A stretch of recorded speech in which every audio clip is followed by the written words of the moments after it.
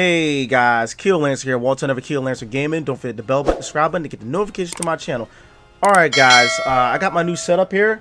I'm gonna start recording my videos at my work desk, and when it comes into my unboxings, guys, I'm going to be doing that stuff at my studio. And so I guess we'll have like what, 2 to 3 different setups. And also guys, I got my Kill Lancer gaming shirt. I got this made like a while back ago because I just got tired of going back and forth and wearing different shirts. But anyway guys, I got a new series, the How Is series. Basically, I'm going to give opinions on games that I've played, even if they're demos. But when it comes down to demos, guys, I can't really critique or give, I guess, like dislikes about demos because it's not really the full game. I only can give opinions of what I enjoyed about, I guess, demos and stuff like that. That's just how I'm going to do demos, okay? But anyway, guys, we're going to jump into the fine points about this game, and let's give it a go.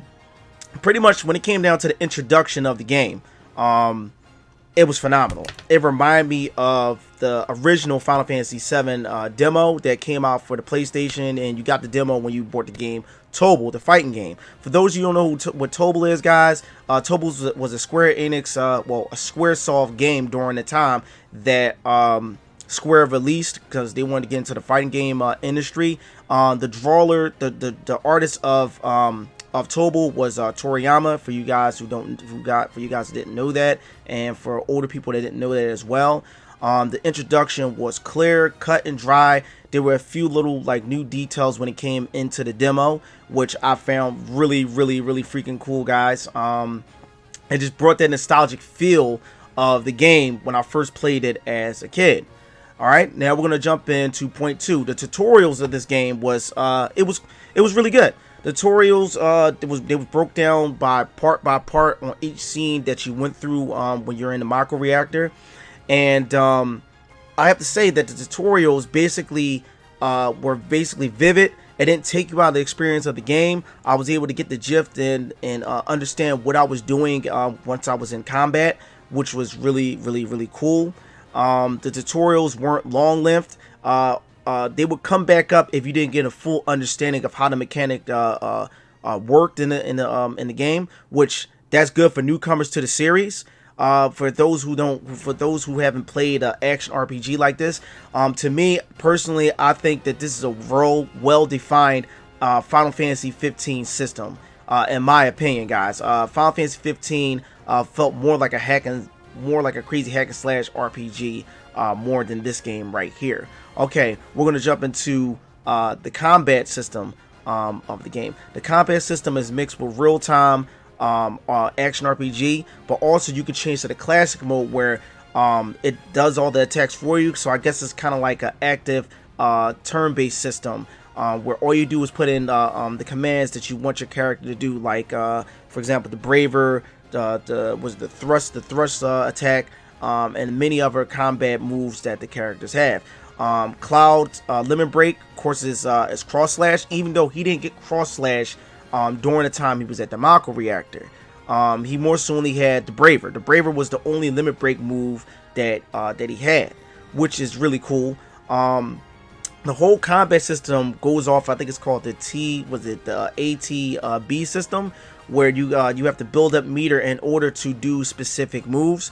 Like for example, in order to do certain moves like the Braver, you need a TP, you need one ATB point in order to do it, in order to do the Braver, which is really cool.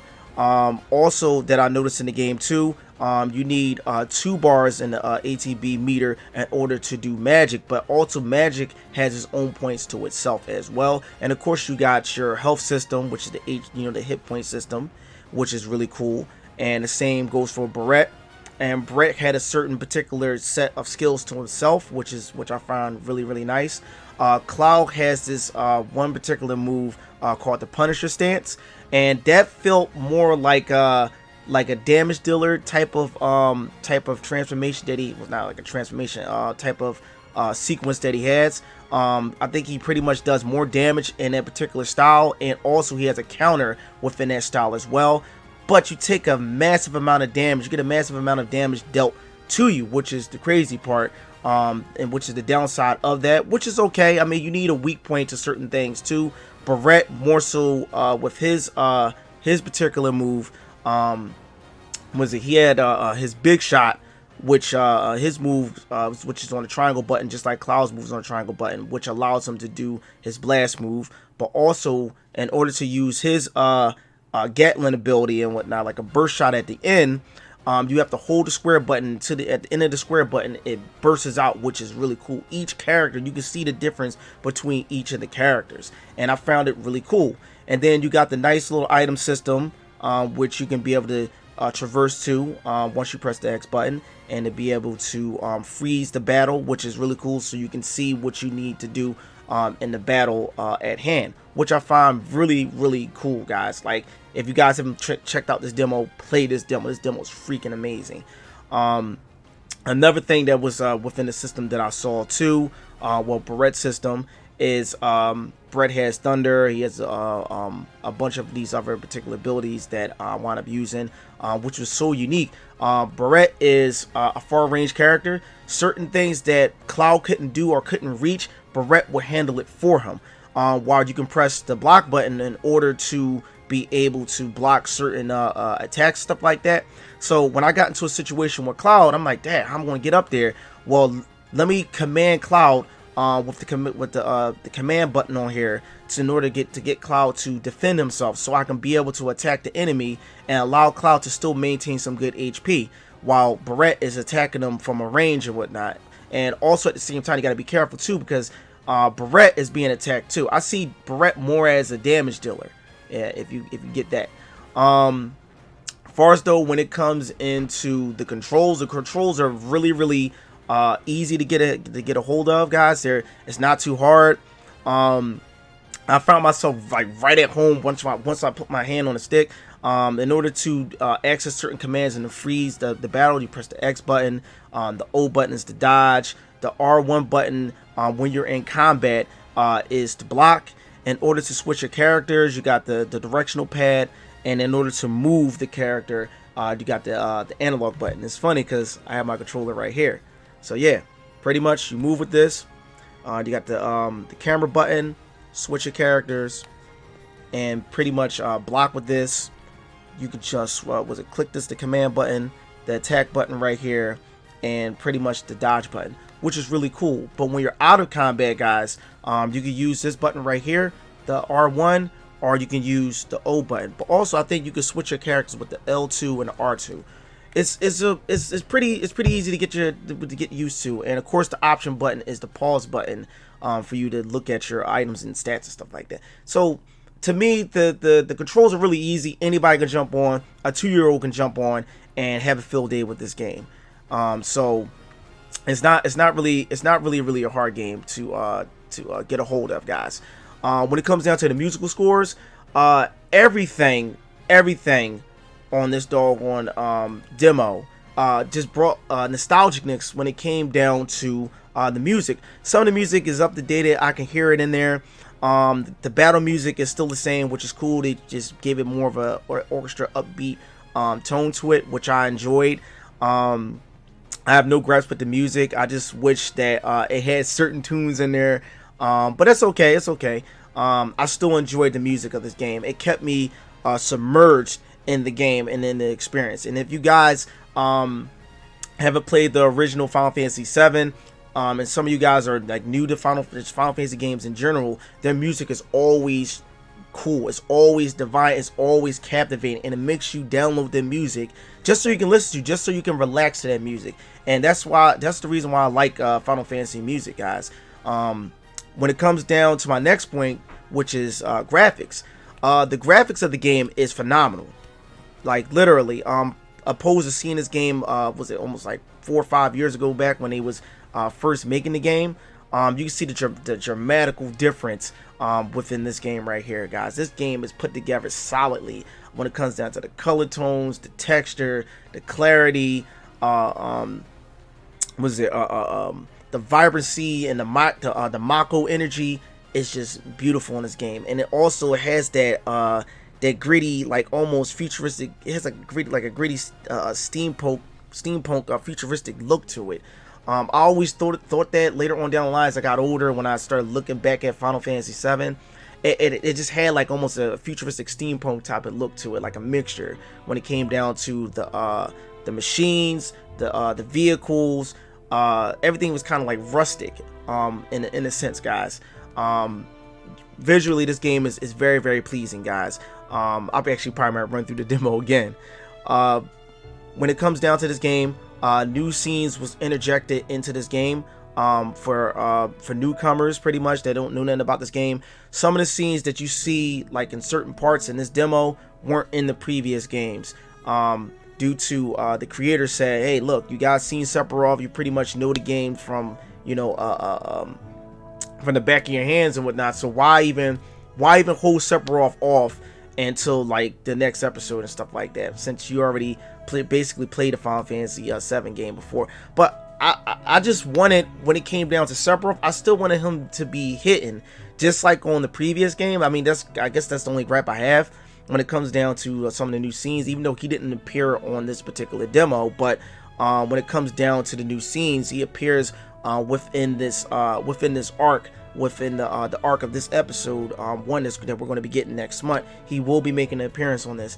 And when it came down to certain parts where when it came down to Cloud paving the way within the demo and stuff like that, it didn't seem that way when I played the original game, or unless that those scenes were there. But of course we have a dramatical graphic difference now, so now we actually get to see certain things and whatnot come to life, in a sense. Far as when it comes down to the characters, Cloud is that character that's disconnected from others. He's to himself, and you'll get to understand Cloud's problems as you progress through the game. Not just this demo, but as you progress within the story of Final Fantasy VII. Since I've played Final Fantasy VII before, I know Cloud's characteristics and stuff like that. For those of you who haven't, you'll get an understanding when the game comes out. Barrett has that broody attitude, that energetic attitude.